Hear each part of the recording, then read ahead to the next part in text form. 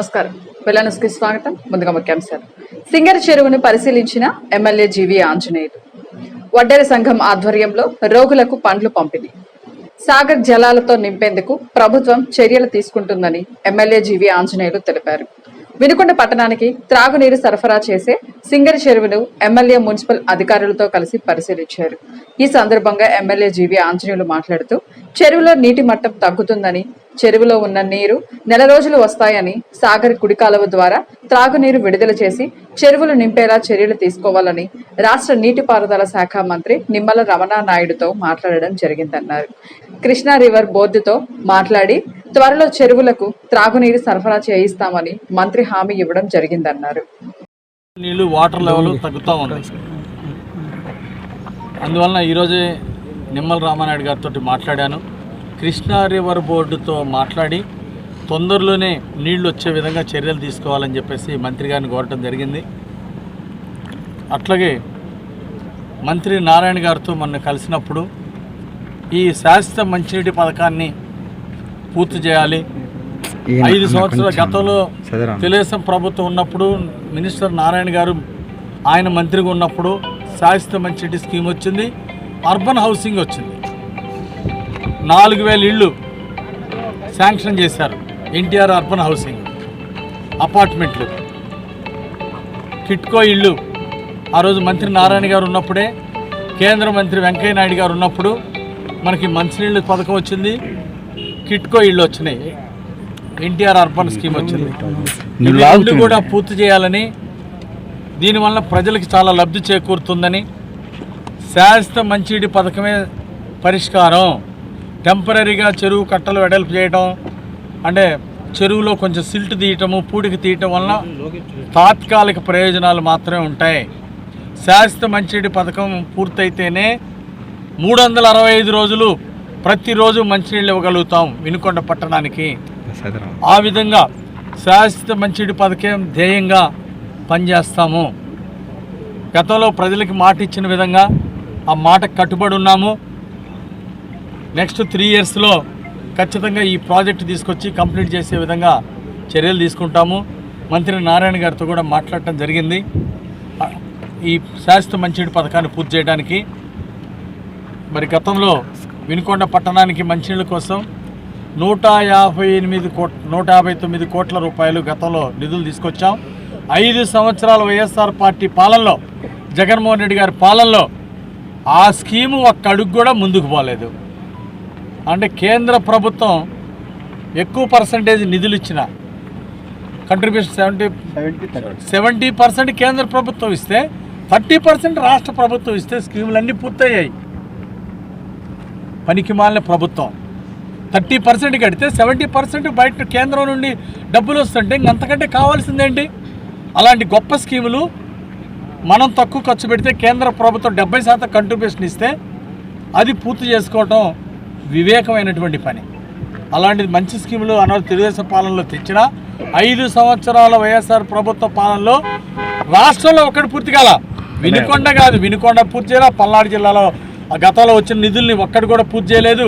కేవలం రాష్ట్ర ప్రభుత్వం నుండి కట్టాల్సినటువంటి 30% నిధులు కేటాయించకపోవటం వల్లనే రాష్ట్ర వ్యాప్తంగా సుమారు 3000 కోట్ల రూపాయల మంచినీళ్ళ పథకాలు ఇవన్నీ కూడా ఆగిపోయినాయి. దీనివల్ల ప్రజలు ఎంతో నష్టపోయారు. ఇప్పుడు కూడా మనం మంచినీళ్ళ సమస్యలు ఫేస్ చేస్తున్నాము. ఈ శాశ్వత మంచినీళ్ళ పథకం ఈ సమస్య పరిష్కారం అవ్వలేదంటే కారణం వైఎస్ఆర్ ప్రభుత్వం. అదే తెలుగుదేశం పాలనలో వచ్చిన నిధుల్ని, ఆ స్కీముని సద్వినియోగం చేసుకొని ఉంటే, ఆ 30% చెల్లించుంటే బ్రహ్మాండంగా ఈరోజు 365 రోజులు ప్రతిరోజు మంచినీళ్ళు ఇచ్చేవాళ్ళం. కనీసం వాళ్ళు చేయలేకపోయారు. భగవంతుడు ప్రజలు మళ్ళీ మాకే అవకాశం ఇచ్చారని మేము భావిస్తున్నాము.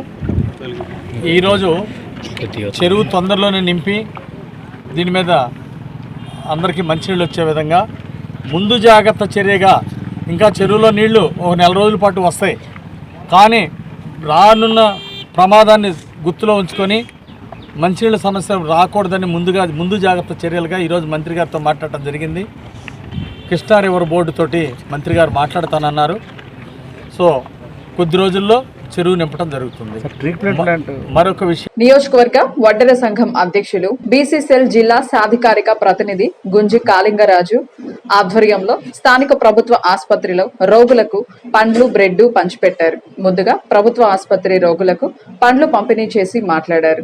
రాష్ట్రంలో కూటమి తెలుగుదేశం ప్రభుత్వం ఏర్పాటు కావడం, నారా చంద్రబాబు నాయుడు ముఖ్యమంత్రిగా, స్థానిక శాసనసభ్యులుగా జీవి ఆంజనేయులు భారీ మెజార్టీ సాధించిన నేపథ్యాన్ని పురస్కరించుకొని ఈ రోజు మా వడ్డెర సంఘం ఆధ్వర్యంలో ప్రభుత్వ ఆసుపత్రిలో రోగులకు పండ్లు పంపిణీ చేయడం జరిగిందన్నారు.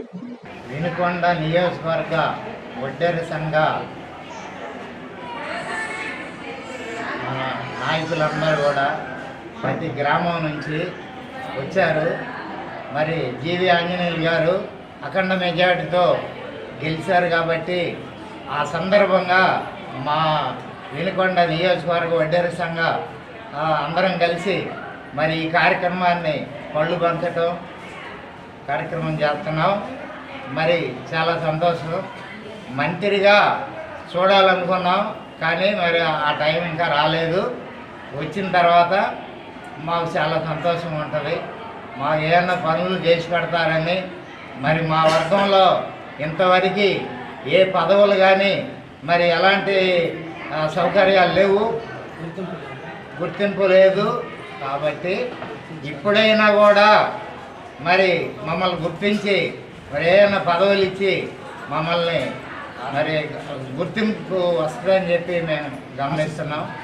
కాబట్టి మా వాళ్ళందరూ కూడా అన్ని గ్రామాల నుంచి కూడా మరి రమ్మనగానే వచ్చారు. మరి ఈలోపు అనుకోకుండా ఎమ్మెల్యే గారు హాస్పిటల్కి రావడం జరిగింది. మరి వాళ్ళని కలిసాము, మమ్మల్ని కూడా చూశారు, మాట్లాడాం, మరి అభినందించారు. మీరు పంచండియా, మేము రాకూడదులే, వేరే చోటకు వచ్చామన్నారు. మరి మేము వచ్చి అందరికీ రోగులకు పళ్ళు పంచాము. మరి మా నియోజకవర్గంలో ఎక్కడ ఏం జరిగినా కూడా మేమందరం కూడా మరి కలిసికట్టుగా ఉండి ఆ సమస్యని తీరుస్తామని చెప్పి ఈ సభాముఖంగా తెలియపరుచుకుంటున్నాం. ఈ నియోజకవర్గ వడ్డెర సంఘ అధ్యక్షుడు గుంజి కాళింగరాజు అని నేను మరి 5 సంవత్సరాల నాడు నియోజకవర్గం తరఫున రిజిస్ట్రేషన్ చేయించుకున్నాం. మరి అనేక ఇబ్బందులు ఉన్నా కూడా చేయటం జరుగుతుంది. ఏ ఊర్లో ఏం జరిగినా కూడా వెళ్ళి చేయటం జరిగింది. కాబట్టి ఇంకా ముందు కూడా మరి అలాగే చేస్తామని చెప్పి ఇంకా 2 సంవత్సరాలు మా అవకాశం ఉంది, మాకు టైం ఉంది. మరి ఈ లోపు ఎవరో మేము కూడా అధ్యక్షులు 5 మండలాలు అని అంటున్నారంట. ఈ నియోజకవర్గంలో రిజర్వేషన్ల పితామహుడు తొలి బహుజన చక్రవర్తి ఛత్రపతి సాహు మహారాజ్ 150వ జయంతి సందర్భంగా వినుకొండ పట్టణంలోని బహుజన సమాజ్ పార్టీ కార్యాలయం నందు ఛత్రపతి సాహు మహారాజ్ చిత్రపటానికి పూలమాలలతో ఘనంగా నివాళులర్పించారు. కార్యక్రమంలో బహుజన సమాజ్ పార్టీ నియోజకవర్గ అధ్యక్షులు వినుకొండ రాంబాబు మాట్లాడుతూ కోల్హాపూర్ సంస్థానంలో అప్పటి పరిస్థితులలో మార్పు కోసం రిజర్వేషన్లు అమలు చేసి గొప్ప సంస్కరణకు బీజం వేశారని కొనియాడారు. అంతేకాకుండా డాక్టర్ బాబాసాహెబ్ అంబేద్కర్ సాహు మహారాజ్ ఆశయాలను ముందుకు తీసుకువెళ్లాలనే ఉద్దేశంతో భారత రాజ్యాంగంలో ఎస్సీ, ఎస్టీ, బీసీ, మైనార్టీ ప్రజలకు రిజర్వేషన్లు కల్పించడం జరిగిందని, ఈ రిజర్వేషన్ల ద్వారానే బహుజనులు అన్ని రంగాల్లో ముందుకు వెళ్తున్నారని తెలియజేస్తూ నేటికి దళితులు అవమానాలకు గురవుతున్నారని, రాజ్యాధికార దిశగా ముందుకు సాగాలని పిలుపునిచ్చారు. రాష్ట్ర నూతన డీజీపీగా ద్వారకా తిరుమలరావు బాధ్యతలు స్వీకరించడం ఎంతో సంతోషకరంగా ఉందని పల్నాడు జిల్లా బీజేపీ జిల్లా సెక్రటరీ మేడం రమేష్ తెలియజేశారు.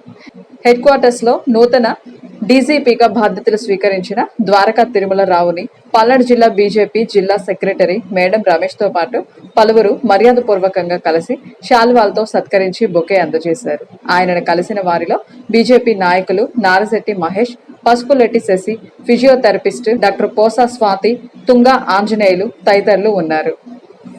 అంకిత భావంతో నిజాయితీగా పనిచేసే వారికి ఆయా సంస్థల్లో సమాజంలో ఎప్పుడూ గుర్తింపు ఉంటూనే ఉంటుందని ఎమ్మెల్యే జీవి ఆంజనేయులు అన్నారు. విశాలాంధ్ర 72వ వార్షికోత్సవం సందర్భంగా ఈ నెల 22వ తేదీన విజయవాడ విశాలాంధ్ర కార్యాలయం ఆవరణలో రాష్ట్ర స్థాయి విశాలాంధ్ర ఉత్తమ జర్నలిస్టుగా ఎంపికై విశాలాంధ్ర విజ్ఞాన సమితి రాష్ట్ర సిపిఐ నేతలతో సన్మానించి సత్కరించబడ్డ పల్నాడు జిల్లా వినుకొండపట్నం విశాలాంధ్ర విలేకరి యార్లగడ్డ చంద్రశేఖర్ ఆజాద్ను వినుకొండపట్నం ఫోటో అండ్ వీడియోగ్రాఫర్స్ అసోసియేషన్ ఆధ్వర్యంలో మంగళవారం రాత్రి సిపిఐ కార్యాలయంలో ఘనంగా సన్మానించి సత్కరించారు. ఈ కార్యక్రమానికి ముఖ్య అతిథులుగా ఎమ్మెల్యే జీవి ఆంజనేయులు, మాజీ ఎమ్మెల్యే మక్కెన మల్లికార్జునరావు హాజరయ్యారు. ఈ సందర్భంగా ఏర్పాటు చేసిన సభకు కె సుబ్బారావు అధ్యక్షత వహించారు. ఎమ్మెల్యే జీవి ఆంజనేయులు మాట్లాడుతూ గత 26 ఏళ్లుగా వినుకొండలో విశాలాంధ్ర విలేకరిగా పనిచేస్తున్న యార్లగడ్డ చంద్రశేఖర్ ఆజాద్ను రాష్ట్ర స్థాయి ఉత్తమ జర్నలిస్టుగా ఎంపిక చేసి విశాలాంధ్ర విజ్ఞాన సమితి సిపిఐ రాష్ట్ర కమిటీ సన్మానించి సత్కరించడం వినుకొండకు గర్వకారణమన్నారు. ఇంతటితో వెళ్ళాను సమాప్తం. తిరిగి రేపటి వెళ్ళానులో కలుసుకుందాం. నమస్కారం.